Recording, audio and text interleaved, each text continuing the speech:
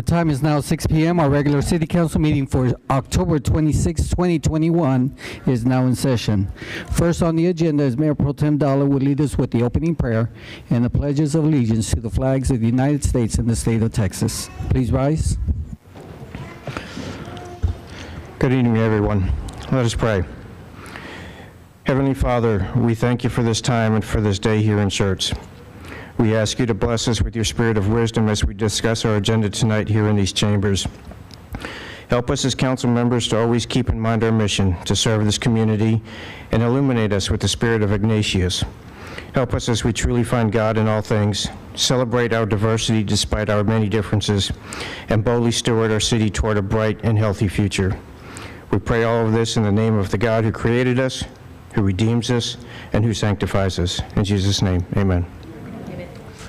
I pledge allegiance to the flag of the United States of America and to the republic for which it stands, one nation, under God, indivisible, with liberty and justice for all.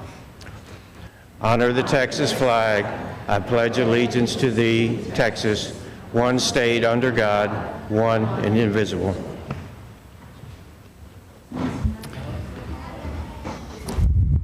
Thank you, Mayor Pro Tem. All right, first we have a presentation. Our Fire Chief Long will present the awards for the poster contest winners. If Chief, floors are yours.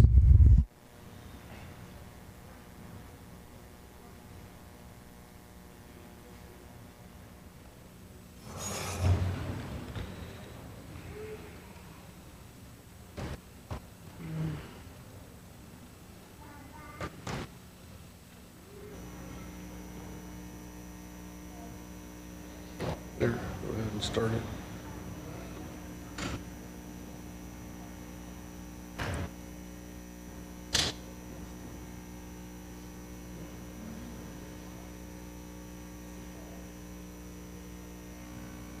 All right, while we're getting that ready to go, I just wanted to say thanks to everybody that participated in our fire prevention poster contest this year. Another exciting year from all the kids in all the schools. You can see all the work hanging around the walls here if you haven't noticed it yet, but this is all the fire prevention poster contest winners that we're going to go through and announce the winners for tonight. So thanks everybody for showing up tonight. We appreciate you taking the time to come and find out who the winners are. I'll turn it over to Lieutenant Krause. Hi everybody. Okay, let me get repositioned here. All right. All right, first we're going to start off with kindergarten through first grade. And on the screen there are our finalists. And Mackenzie Morgan, third place. Pascal Elementary, first grade.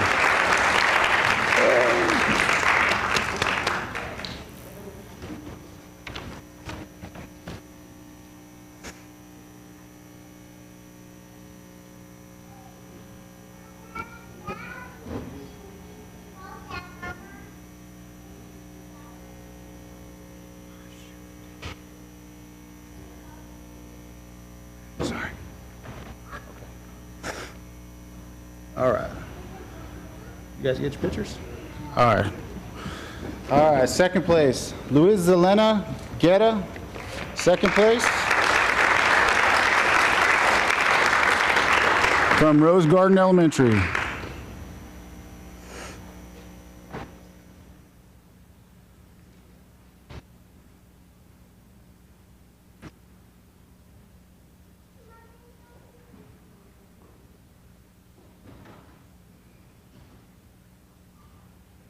All right.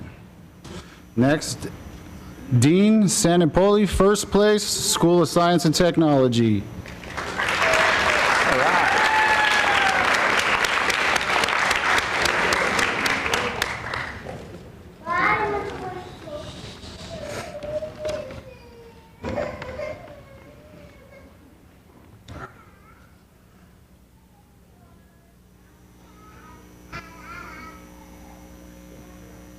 This one's going to be second.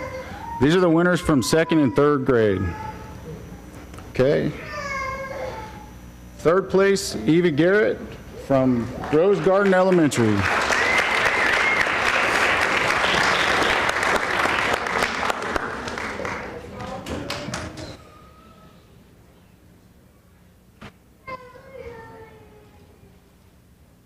All right. Next, second place, Jackson Boney, third grade, Rose Garden Elementary.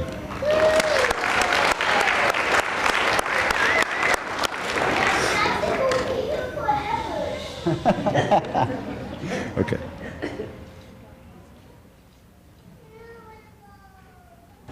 All right, and we got first place, Audrey De Leon, in second grade, Sipple Elementary.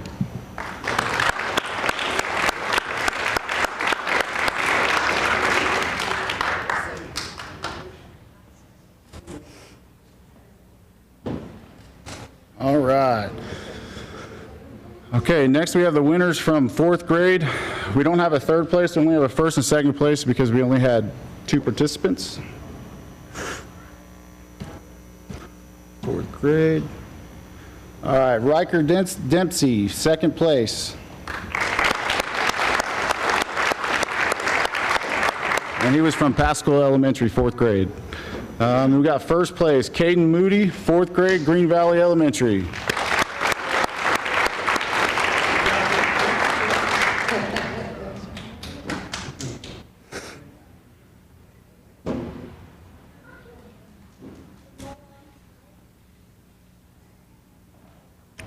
Okay, and we got one more. This is all yours.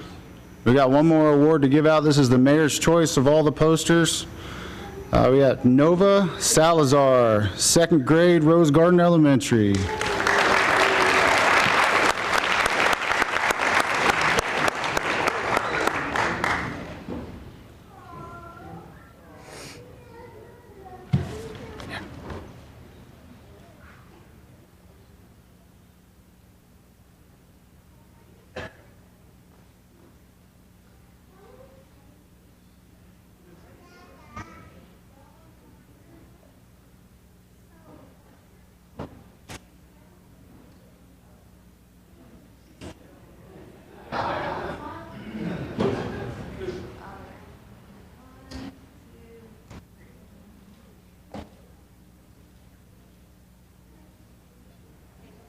Wait, congratulations.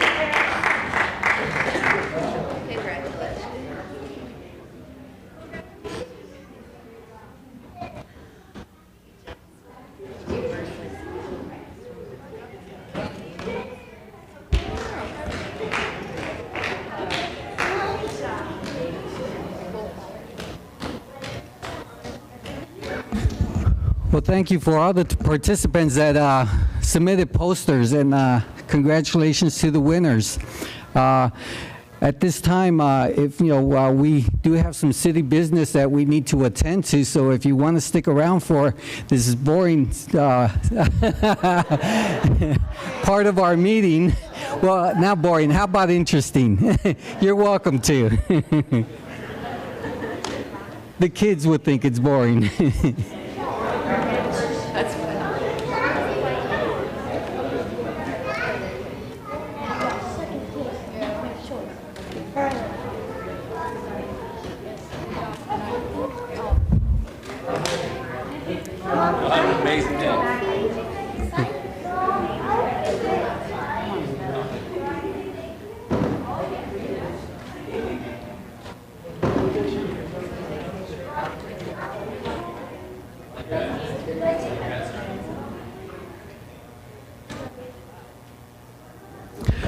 All right, we'll continue with our city events and announcements of upcoming events. Mr. James? Thank you, Mayor. Just so everybody knows, this Saturday, October 30th, from 2 to 5 p.m., we are having the drive-through candy cruise. It'll be open from 2 to 5 on Saturday. Families are encouraged to dress in costume and visiting the businesses, groups, and city departments.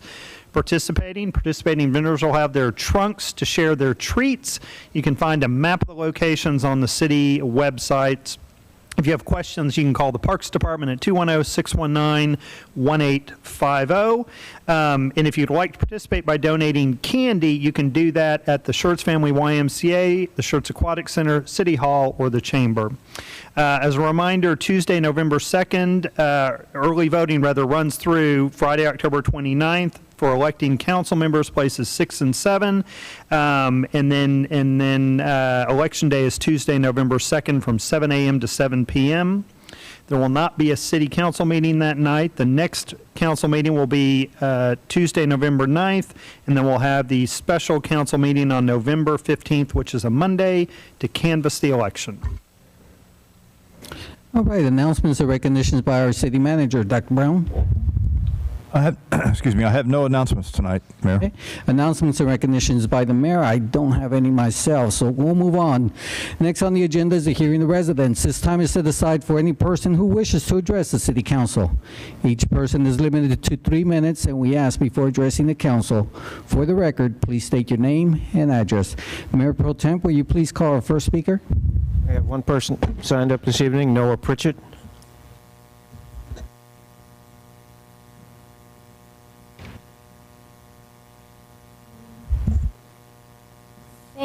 Thank you. My name is Noah Pritchett. My address is 258 Maidstone Cove, Cibolo. I am a leadership student that goes to Kate Kanjang Musol of Schertz. I will be sharing the events and upcoming events that have or will happen this month.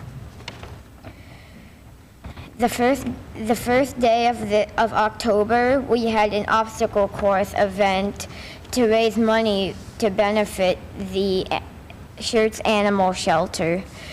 We have raised $500. The second day of October, which was a Saturday, we had all the instructors had a bike ride from here to Fredericksburg to raise money to benefit the Alamo Breast Cancer Foundation. On all the Saturdays of this month, we've had women's self-defense classes. They were all free, and they lasted from 10:30 a.m. to noon. They were also in conjunction with the Alamo Breast Cancer Foundation. This week, Saturday, the 30th, we have another women's self-defense class, but we also have a costume event, which is open to all the public. This November, we also have a RACAP food drive to bring non-perishable food items and give them to homeless families or families that are struggling. Thank you. Thank you, and please pass along to your fellow buddies there that we appreciate everything you all do for our community. Thank you so much. Okay. You're welcome, sir. We'll move on to the consent agenda items. These items are considered self-explanatory, and information packets are provided to council and available for public viewing. These items require no separate discussion unless requested by council. Item number 1, the approval of the minutes of our regular meeting of October 12, 2021. Item number 2, ordinance number 21T46, an ordinance by the City Council of the City of Schertz, Texas, authorizing an adjustment to the fiscal year 2021-2022 budget to provide funding for an agreement with M&S Engineering and Design bid construction phase professional services for the Civic Center HVAC replacement project, and authorizing the execution of the agreement repealing all ordinances or parts of ordinances in conflict with this ordinance and providing an effective date. This is also our final reading.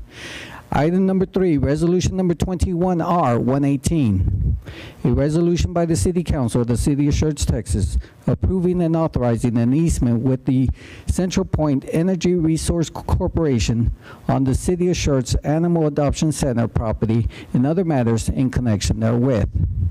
Item number 4, resolution number 21R119.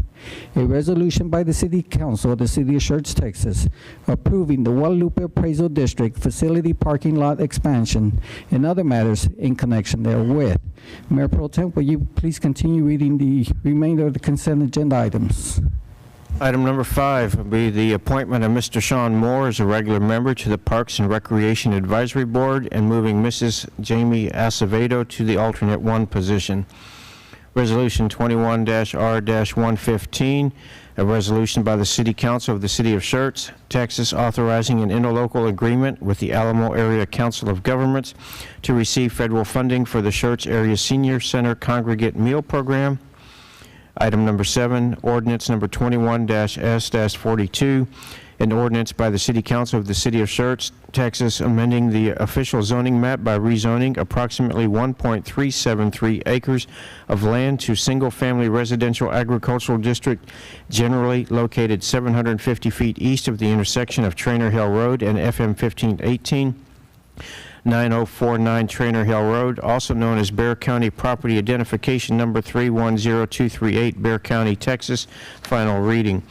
Item number 8, ordinance number 21-S-43, an ordinance by the City Council of the City of Schertz, Texas, amending the official zoning map by rezoning approximately 6.011 acres of land to manufacturing light district, generally located 1,300 feet east of the Friesenhahn Lane and 450 feet north of IH-35, also known as Comal County Property Identification Numbers 150166 and 81285, Comal County, Texas. Final reading.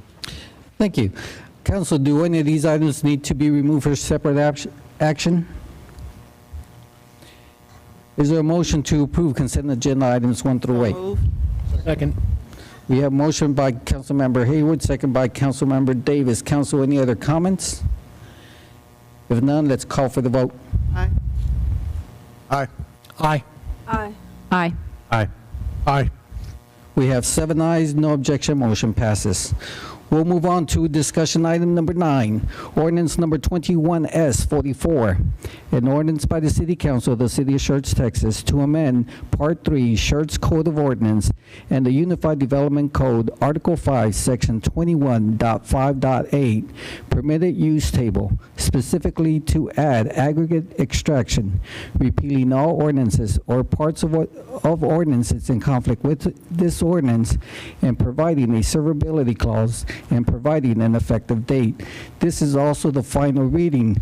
Council, this presentation was provided at our last meeting. Does it require the presentation again? Okay, the presentation is not required. Okay, floor is open for discussion. Councilmember Scott? Yes. I have a couple questions. Bear with me while I find my place.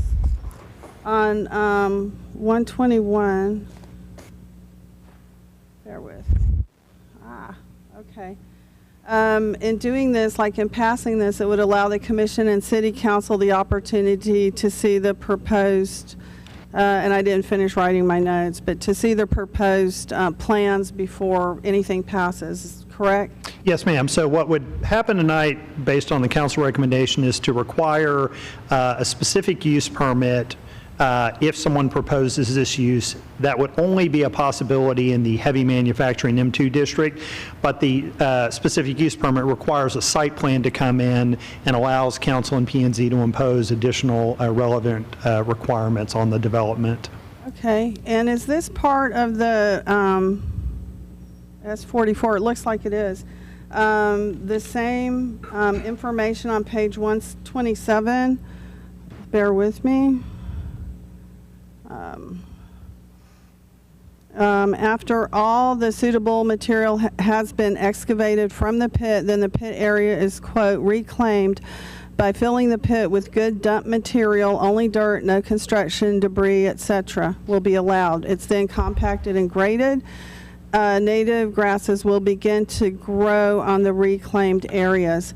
Are we talking pretty much about the same area as last week, except for the 5-foot setback and all? Well, no, I want to be real clear, and I apologize. This one's very confusing, and I probably could have done a better job explaining it. Again, the history of this is we were approached by an individual who wanted to do this use. Staff looked at it and said, we don't have that use listed in our code of ordinances. We need to run an amendment to get council to decide where it should go. He wanted, and staff wanted to make sure you knew why this was coming forward so that we didn't run into a situation where you allow it somewhere other than where he wanted it, and he said, well, you didn't even tell him I wanted to do it. So to be clear, all this item is to amend the UDC. If this individual wanted to do it, he would then have to come back in. So I think what you're reading for is the applicant's statement, but to be clear, with regard to the aggregate extraction, it's taking away material. They don't have to necessarily refill. A key element of anyone doing this use has to be their stormwater control plan to make sure that they don't have runoff, siltation, things like that. And likely what that would mean is they have to reestablish vegetation after it's done. But to be clear, there wouldn't be a requirement from the city necessarily that they refill it. They could effectively come in and kind of cut the property down, reestablish vegetation, and leave it at that if they wanted. What you, I believe, are reading for is what the applicant's intent is, which is to take good dirt, suitable for putting buildings on, bring in bad dirt, a little too much clay, plasticity, things like that, put that down and reestablish vegetation. But again, that's not the requirement necessarily that would be imposed going forward. Okay, so is this the same property that we were looking at last week? Yes, ma'am. And this is the second reading, which is why it's back. The only reason it's not consent is it wasn't unanimous. Right. And so, again, the idea was to put it on for action so those who weren't comfortable voting for it last time, if they still felt that way, could vote against it. Right. And same item. It's been a couple weeks, but Yeah. I think that we were talking, like the first time it didn't pass and then kind of Yes, ma'am. reworked it and ran it up the flagpole again. I believe that somewhere in northern Schertz was mentioned at that time. That's why I was surprised this looks like the same place except for the 5-foot. That's right. So when council said we think it's most appropriate in the heavy manufacturing district, the only areas we have that rezoning is up in the northern portion of Schertz. We don't really have that any down south. So likely the applicant watched the video, understands that council would likely not rezone his property to heavy manufacturing or grant the SUP. And so in fact, he is looking at other options for the property. But again, from a staff perspective, we still need to get the use added in case somebody comes down with it in the future. Yeah, because that looks like it's part of the same one with the S. Yes, ma'am. 4 to me. Okay, thank you for clearing that up. That was not clear before. I was a little surprised. Second question, after all this suitable material has been excavated, after all, okay, what is the timeline, or is there any way of knowing So that? this applicant and future applicants won't necessarily have a timeline. It'll depend on the property, how much soil is suitable for what they want to use it for, how quickly development occurs. But again, this idea is this person's idea of their property, and again, just so you know, was to literally take the vast majority of that property and take it out. So it would be a years-long effort, perhaps even a decade, something like that. I don't know that for sure, but not something that would happen in 6 months. It would be an ongoing operation. Right, and that's why I ask, because some things, looks like so logical, and then when you have to live with that, and it's just, look at aviation. It's been under construction down by Pat Booker for Yes, ma'am. years, and it's like, man, what's up with that? I think that's certainly one of the reasons. That was just, I know it's not the same type of thing, but on the timeline thing, it's a concern. Yes, ma'am. To me. And then finally, we plan on utilizing our Lower Seguin Road easement for the majority of truck traffic. Is that, forgive me, I'm just looking at, a little screen. Yes, ma'am. Is that on Lower Seguin Road, or is that on the property that they're making their own road to cut through? So again, I think the applicant was trying to convey what he wanted to do as you considered this. He doesn't have frontage on Lower Seguin. He's got an easement to get there. One of our concerns with this operation in general was all of the traffic that would go by the adjacent residential subdivisions in Converse. He seemed to feel that by going out up to Lower Seguin, that would alleviate those concerns. It probably just shifts those concerns from a staff perspective. Lower Seguin's, it's so heavy. This morning, it was at least a mile. Yep. And granted, I was 5 or 10 minutes later than usual, but it was all the way from the base to 1604. It was long, and it is every week getting on 15, 16. It's increasingly A problematic. lot of residents and employees use that road. So again, one of the concerns from staff is that we're mixing this heavy truck, gravel truck traffic in there. That wasn't the intent with the thoroughfare plan. So again, I think the person who prompted this understands that likely what will happen is council will amend it to only allow it with an SUP in the heavy manufacturing, and that he's likely not going to get that zoning, and so he has begun looking at other options. So Oh, but, just to be clear, the SUP can be disapproved. that's It right. can be approved, disapproved, it can be changed, we can make it what we want to make it, it's at his risk, and we can just say this doesn't work for us, and all of the above, right? That's exactly right. You would have to approve the zoning to heavy manufacturing, which you can deny for the same reasons, and then approve the SUP, which you can deny for the same reasons. So, yeah. You retain absolute authority over, the issues that you said regarding the specifics of the project. Yes, sir. Yeah. To me, this is, I'm having trouble wrapping my mind around it. I understand exactly what happened last week, and so we'll rezone it to where, gosh, I wish I had the nomenclature. And no, that's okay, if I can help you. Please. So you're not rezoning. What you'll do is you'll amend the UDC to just add a use, just like restaurant and taverns and Got it. pet So shops. is this land going to be under that? No, ma'am. No. Okay, so I just was wondering why it was. No, that's the confusion. We apologize for that. Very, yeah, got it. Thank you. Yes, ma'am. Okay. Okay. Council, any other comments? All Mayor, right. I make a motion that we approve ordinance 21S-44. Second. We have a motion to approve ordinance 21S44 made by Mayor Pro Tem Dalla, second by Councilmember Hayward. Council, any other comments? One comment, one Okay. question. One more So question. yes, the only zoning that this would allow is up north of Schertz at this time, is that correct? Ms. Mayor Davis, I'm sorry. That's okay. So the only district that this would be allowed with an SUP is heavy manufacturing. We really only have heavy manufacturing zoning up in northern Schertz, other side of 35. Yes, ma'am. At this time? Yes, ma'am. I mean, in theory, you could zone elsewhere that, but you're not likely to. So yes, ma'am. It still has to come to council for Still has to it, come to so, council. yes. Thank you. All right. Motion's been made and second. Any other comments? Let's call for the vote. Aye. Aye. Aye. Aye. Aye. Abstain. Aye. We have 6 ayes, 1 objection, motion passes. All right, our city secretary will now provide us a roll call confirmation vote on consent agenda items 1 through 8 and discussion item number 9. Ms. Dennis? Yes, sir. Consent agenda items 1 through 8, a motion was made by Councilmember Hayward, seconded by Councilmember Davis. Mayor Pro Tem Dalla, Councilmembers Davis, Scott, Whitaker, Scaglio, Hayward, Brown voted yes, no one voted no. Motion passed. Ordinance number 21S44 on final reading. A motion was made by Mayor Pro Tem Dalla, seconded by Councilmember Hayward. Mayor Pro Tem Dalla, Councilmembers Davis, Whitaker, Scagliola, Hayward, Brown voted yes. Councilmember Scott voted no. Motion passed.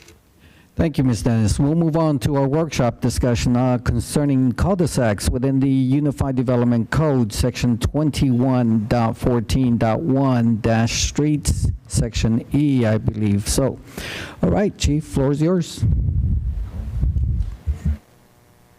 Thank you, Mayor and Council. Cade Long, Fire Chief, and Ben Boney, Fire Marshal, will also be going through this with us tonight as we just kind of, workshop items, just kind of meant to get some information tonight. And what this is, in regards to is the width of cul-de-sacs.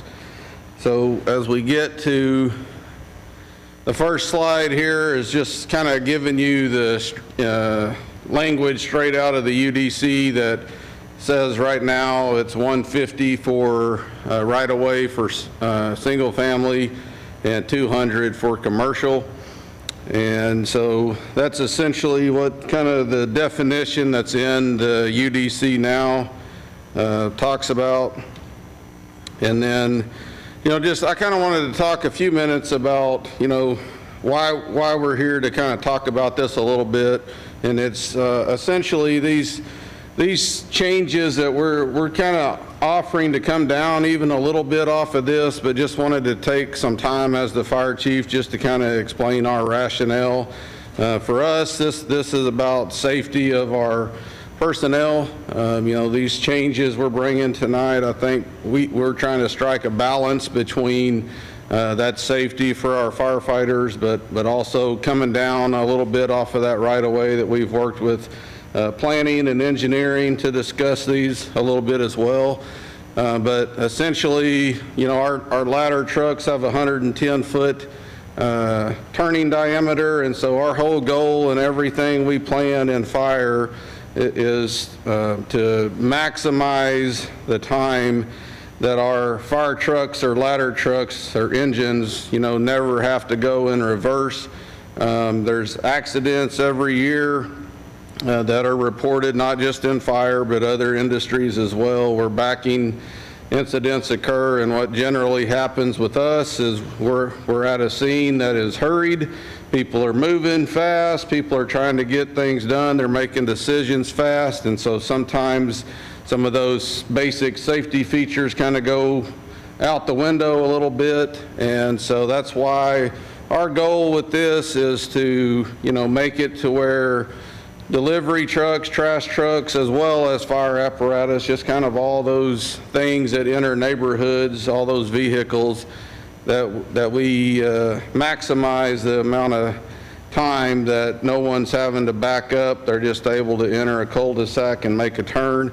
So one thing we've noticed with that is, you know, and Chief Boney will talk about here shortly and show you some pictures, is, you know, people park in cul-de-sacs now. And so that's something that we have to contend with, and so we're trying to strike a balance here between that.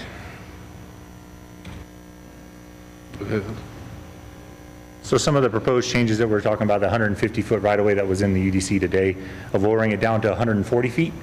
That way, that'll give us about 120 foot of actual drivable surface for the fire trucks. That right-of-way includes the sidewalk, the grass, the hydrants, stuff like that. The reason is to maintain, the fire code requires a 96-foot turnaround, so we kind of rounded that up to 100 to make the numbers easier, and then it also gives us a little bit of that parking ring that he was talking about, and it gives us that 100-foot circle, so that 120 feet of pavement becomes 100 foot once you park some cars, and it gives us the ability to make that turn per the fire code reasoning. Commercial, we're looking at decreasing from 200 to 160. The right-of-way is a little bit wider on that one, so we are trying to do the drivable pavement of 130 feet. That way, it gives us still a little bit more, 15 feet on each side for the 18-wheelers and bigger vehicles to park, but it still gives us that required 96-foot, 100-foot kind of area for that fire truck turnaround.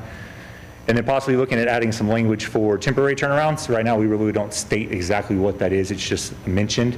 So just kind of saying that that's a 96-foot for a temporary in a residential or commercial development, saying that's 96 feet with some fire lane striping and stuff like that, so it's enforceable to make sure we have full access. So this is a residential area, so the dark gray area is that right-of-way we're talking about. The outside of the dark gray is the 140-foot right-of-way. The inner side is the 120-foot of pavement.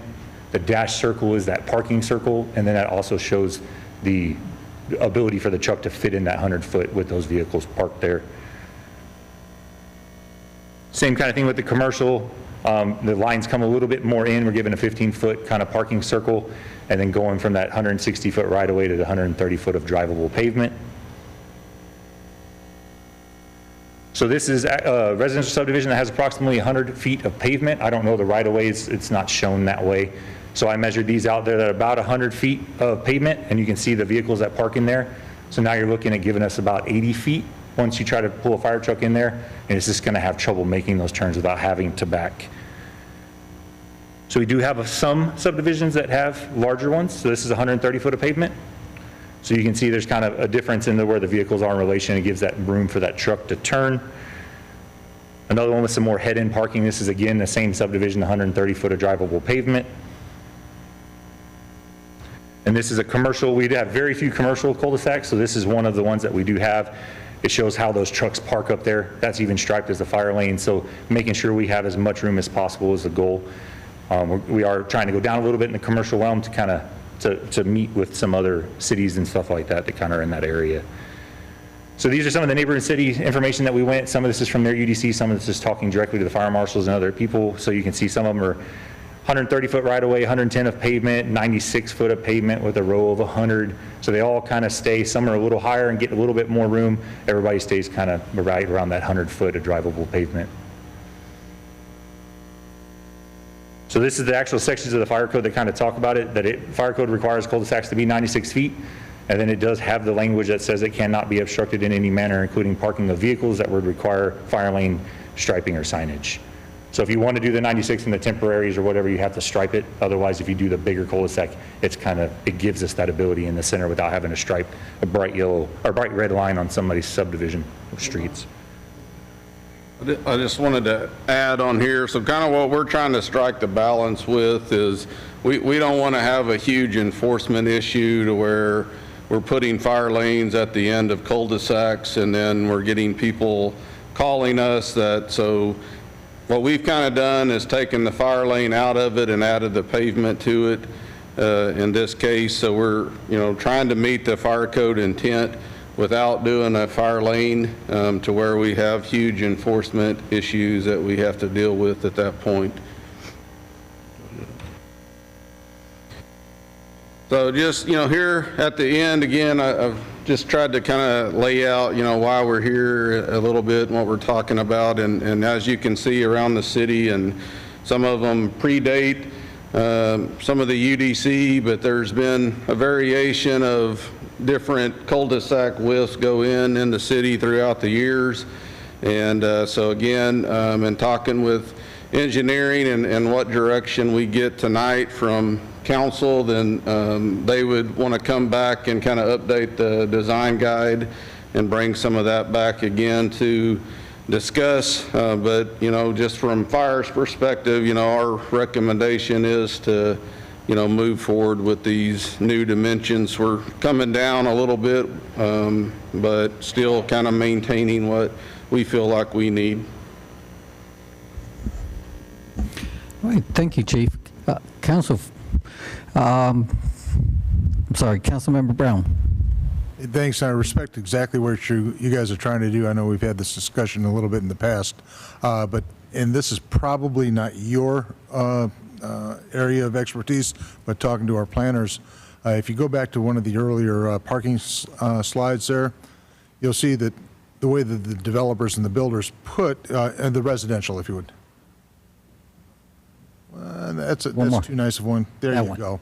You'll see that the way that those front lawns are built, they're about 8 feet wide, and a car is about 20 feet long, which means that they are rarely going to park, sideways to the curb, unless that type of a width is available. So, I know that a builder developer is going to want to put, what do we have in here, 7 different driveways in that cul-de-sac. It may cause 4 or 5 versus 7 to allow actual parallel parking versus nose-in parking, which effectively reduces you by 20 feet, not just 10. So I will say that one thing that staff has sort of kicked around in preparation for the joint committee of P&Z and council is on cul-de-sacs requiring a greater lot width, effectively a few fewer houses around the cul-de-sac because of those general sort of parking issues. So again, that may encourage people to parallel a bit more. Not sure that overcomes fire's concern with anyone parking at all. I know you're saying that you're giving yourself 10 feet for parallel parking, but when people can't parallel park, they nose in park, you're effectively twice that. So, again, it's not really your position, it's more of the planning side to keep that in mind. Yes, sir. But otherwise, I fully support it. Any other comments? Yes, Councilmember Scagliola.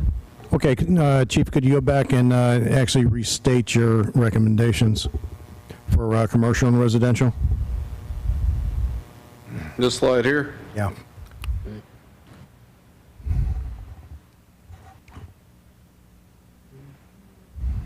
So you want to go from 150 to 140 and then 200 to 160? Yes, sir. Yeah, I'm usually a very positive person. You know, I've got a really good, I tend to ask a lot of why questions, so people think I'm a naysayer. I'm really not. I'm a pragmatist, also a firm believer in Murphy. I knew Mr. Murphy. He and I were roommates. If anything can possibly go wrong, it will. And I know that any time you're trying to get down to the minimum limit, I mean, it's really wonderful to do, but you set yourself up for failure, because like what Councilmember Brown was talking about, people don't always follow the rules. Instead of parking like they should, well, sometimes there are some cul-de-sacs in the city where you can't park your car around the cul-de-sac. It is simply not possible to do that. Tuckato, I think, is one of those up in my neck of the woods.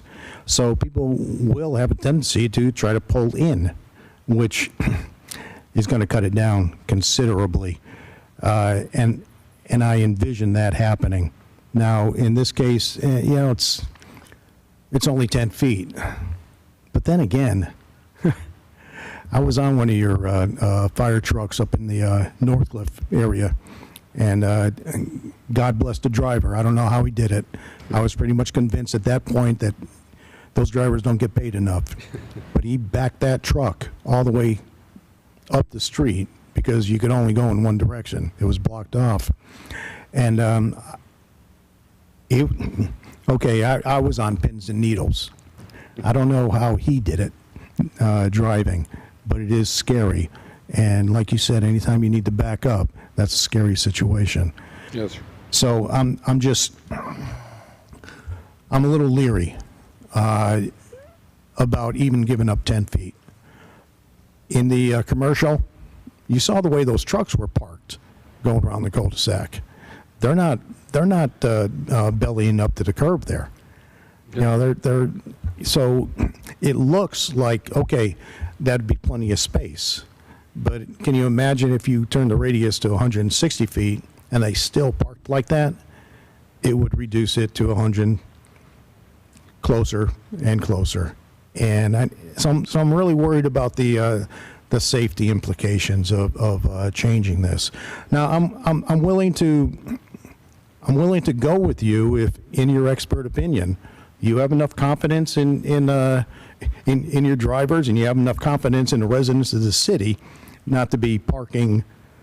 I'm not going to say illegally, because I don't even know if it's illegal, but if you're comfortable doing that as a subject matter expert, I'm willing to go along with it, but I need to hear it from you. I really do. Yes, sir. I certainly understand your point of view, and I would just, point out, like Chief Boney discussed, the commercial side is very few of those, so our percentages are much lower.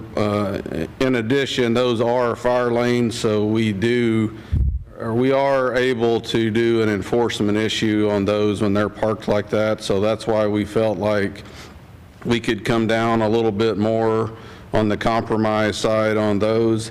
And again, I think with the 140 on the residential side, I mean, we just feel comfortable that we're still getting enough to make that turnaround, even with cars parking like that. And I think ultimately that becomes us on those types of situations of trying to go and educate some homeowners whenever that occurs, to discuss parallel parking along the side. But we've discussed this a lot with engineering and looking around our other cities and stuff, and we feel like this is a pretty fair compromise to both sides, that we still feel like we're getting our safety measures out of it. But I don't think any fire chief would tell you that they wouldn't want more and more space, but I think this is a good combination of us listening to engineering and planning and kind of what their needs are, and us kind of working together as a team. This isn't just Fire, this was a long discussion between, all the different departments as well, and so we just kind of felt like this was a good compromise, that we still feel confident that we get our safety measures out of it, and planning and engineering still get what they need out of it. Okay, I've heard a couple of different things here, but the bottom line, it's our job to make sure you have the tools you need to succeed, to take care of our residents, to take care of our city, take care of our businesses. Compromising is really a good thing. When it comes to compromising in safety, that's never a good thing. Erring to the side of caution, in my book, is still erring.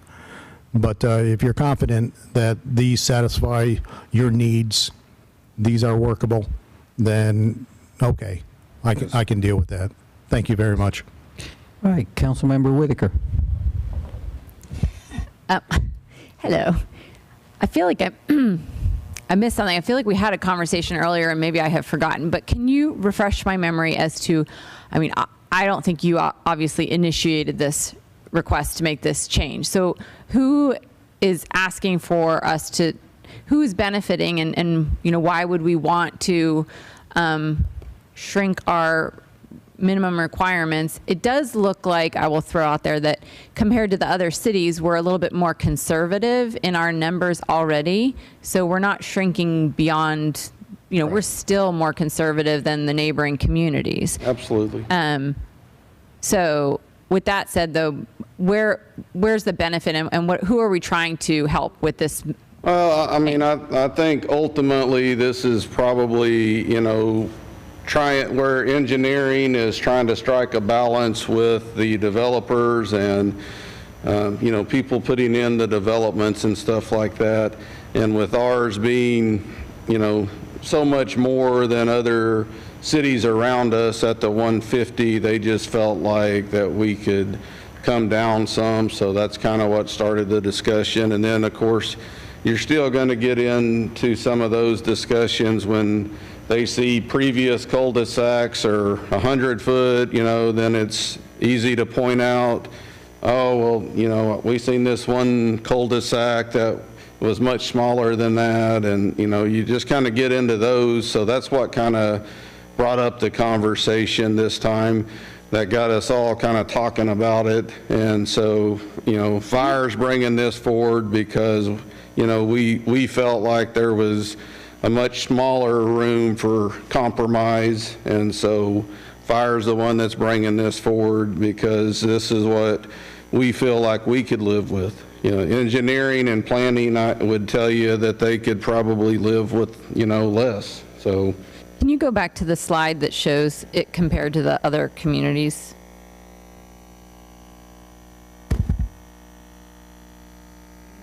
So in the residential, and so the right away is at 150. So we're comparing apples to apples on all these. Is that correct? Or is Universal City pavement 100 is different than our 150 right away? So on like the Universal City, it just means we didn't have the right of way. They don't have it in their code that way. Number. So they just require straight pavement width on theirs for that section of their code. And that would be equivalent with 150 right away. What would that shrink our number to? Just so you can compare. Like, is it when we get 150 right away, that brings us down to how much pavement? Is that one? So right now we have cul-de-sacs that are at 100 feet and some that are at 130 foot of pavement. So that's the difference in those cul-de-sacs I showed. It just depends on what the right of way is for each one of those. Oh. So it just kind of depends on where it was in that process and going through it. So some of them are 100 feet, some of them are 130 feet. Okay, That's so why that we're trying to ask for that 120 to kind of be a standard agreement, to say we would have 120 foot of pavement, so we would be above. So we're moving to a pavement measurement instead of a right-of-way measurement. That's what I got it. Kathy would update the design guide with that language.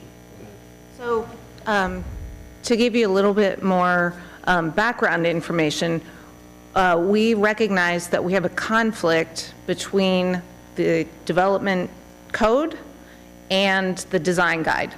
The development code simply states the right-of-way that's required, and it says 150-foot diameter cul-de-sac right-of-way, which is just the property that's cut out, that's, taken away from the availability for development. And in the Public Works Design Guide, it specifies 120 foot of right-of-way and a 100-foot pavement diameter. That's what we've been practically following for platting purposes and for subdivision design purposes for the last 5+ years, at least, maybe more than that. When we recognize there's a conflict here, it happens. We go by our memory and our understanding. We don't always check every single reference every time we look at something.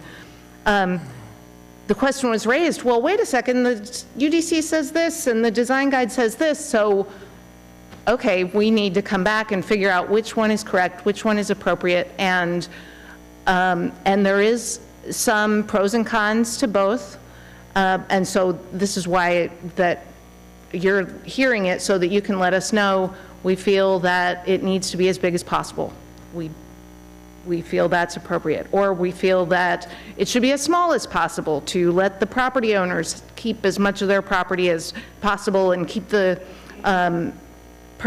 impervious cover footprint smaller, more environmental friendly, those sorts of things. So those are some of the other pros and cons, but I would say it's also important to understand that we need approximately 15 feet from the edge of the pavement to the right-of-way line for utilities, sidewalk, green belt, those sorts of things. So what I would say I would recommend that you really consider is the pavement diameter, not get hung up on the right-of-way, because we have space for what we need outside the pavement, and easements can be used for additional needs. It's really the pavement that we need to look at.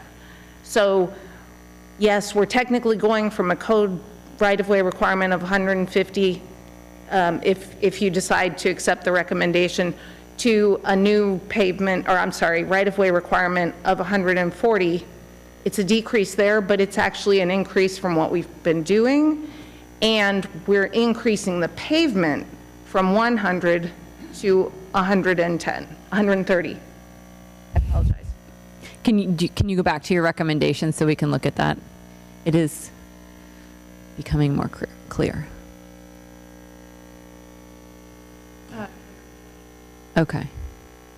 So, and then just for an example, so Hope's Hollow, because that's not very old, that was under the previous, so they have it was 100-foot diameter of pavement on that one, and it does look, is that what so with the change, that pavement, we would get another 20 feet diameter on that particular. Okay, but at the time that this was constructed, it was meeting conflicting regulations, I guess, but it was meeting one of them. Okay. So it wasn't really the intention. So moving forward, this actually is going to be a larger diameter. Okay. Okay. That makes a lot more sense. And I appreciate the clarification. It sounds good. Councilmember Davis.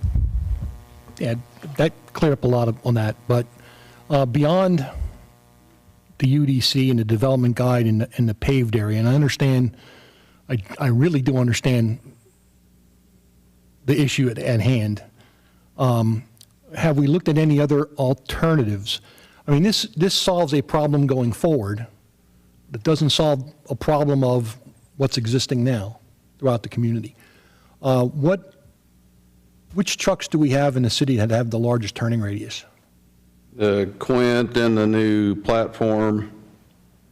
Have we considered, and this goes beyond this conversation, but have we considered going forward, looking at the mix of vehicles?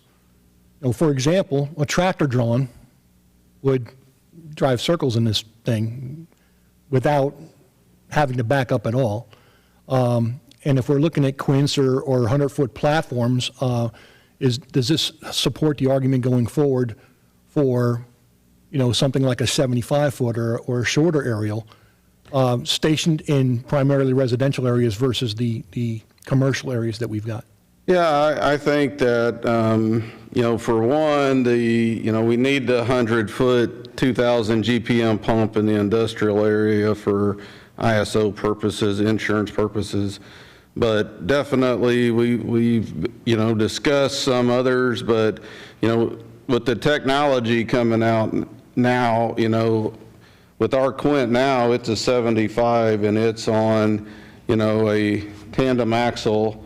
And with the new technology that's out now, that's saving a little bit of turning radius. The new 107s Quints that are out, can be purchased with a single axle now due to some weight cuts that they've, through engineering on the ladder material and stuff. So, we've looked at relocating some of those, but ultimately around the industrial park, we're focusing on keeping that 100-foot and 2,000 GPM pump in that area.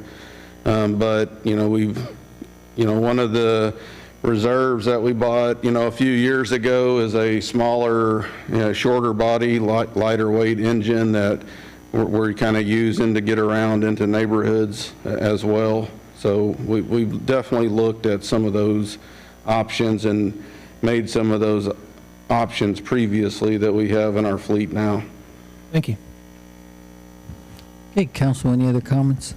I do have one for Mr. James there. Mr. James, is this consistent with the PDD? Because I know sometimes they're conflicting. So maybe to be clear, we typically in PDDs don't get into this level of detail. We do a street layout, we cover a couple of things, but normally on the PDDs, we just defer back to city standards and city practice. So, again, we'd have to have a conversation about how we want to phase this in. In theory, we could say, no, our current standard has the right-of-way width bigger, you got to do it, everybody who's in process, or we could say starting whatever date for new folks coming in.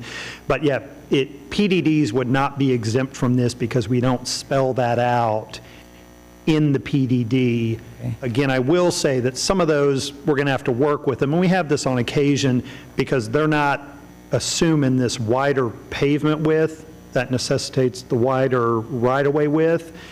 And again, at times they built off what they think their distances are. You may recall, some of you may know, up in Homestead, even with their PDD with some of the screening and buffering in common areas, they miscalculated, and so we had to come back and tweak. Halley's Cove, he's had a couple issues with the lot depth, and we've had to run 3 or 4 amendments just to shorten the depth of a lot by that. So, but we can phase it in how we want. I'll defer to the chief, given the life safety issues, though, on it.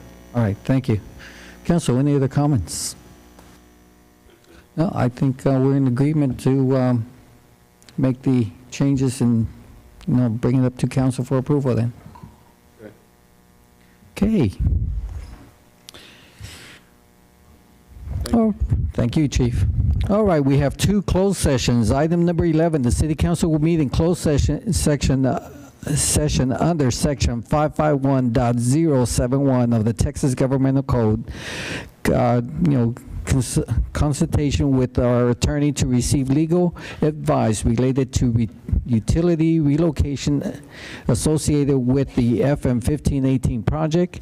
And item number 12, the City Council will meet in closed session under section 551.072 of the Texas Governmental Code regarding the purchase, sale, exchange, or lease of real property in support of the city water and wastewater services in North Schertz. The time is now 7:01. We will reconvene after our discussions.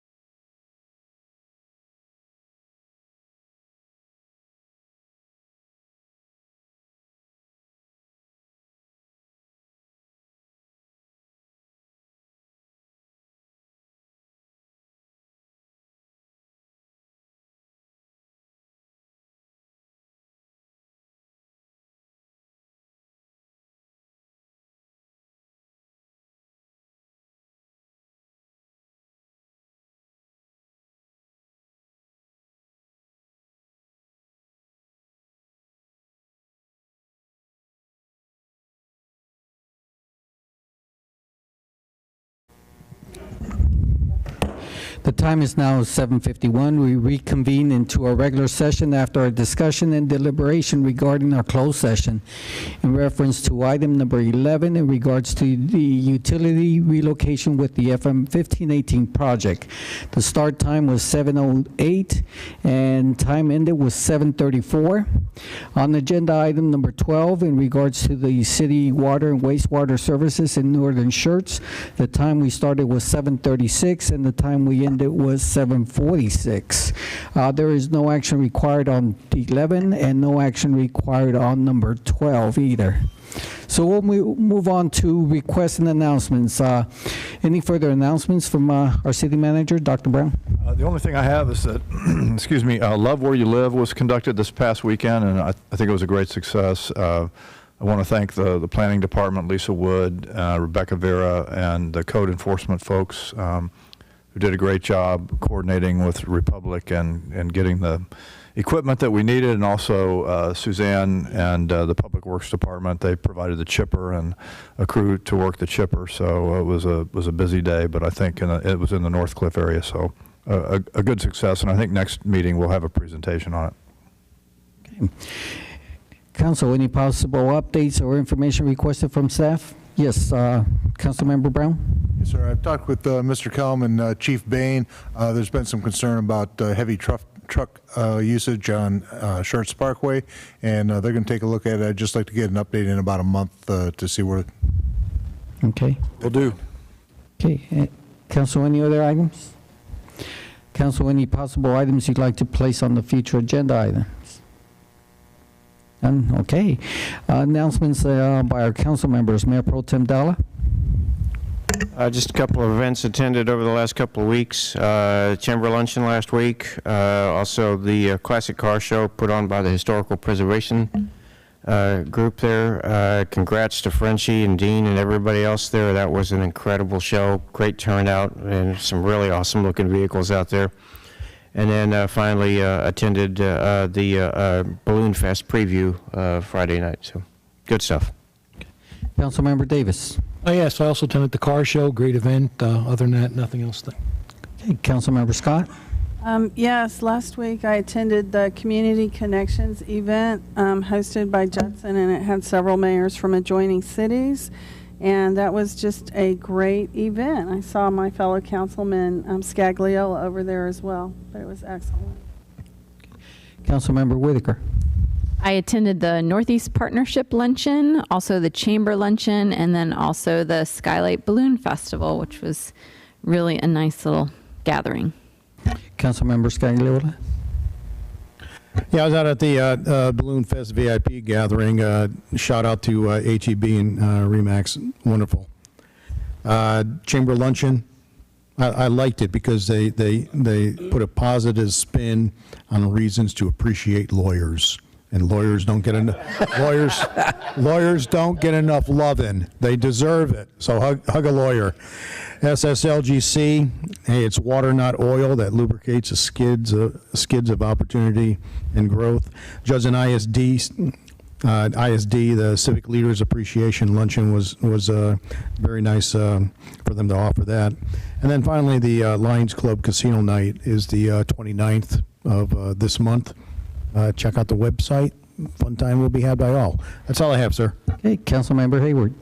Yes, I attended the American Rescue Plan for Small Business Grant Northeastern Partnership Luncheon. Attended the SCUCISD retirement ceremony for Amy Dreisbach and Dave Pivotto. They're going to be missed on school board, but I know they're moving on to, retirement. So I'm sure they're going to enjoy that. The special Main Street Committee meeting. I did attend the Historical Preservation Car Show. That was a nice event. So hats off to Frenchie and Dean and the rest of the Historical Preservation Committee. That was great. The Chamber Luncheon, the Fire Prevention Contest, and the Skylight VIP Night. And hats off to Remax and HEB for pulling off a fantastic event. That's all. Councilmember Brown.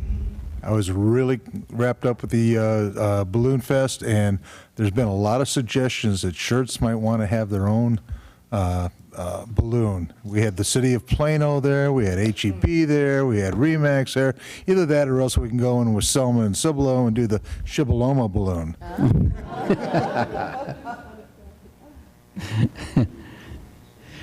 All right.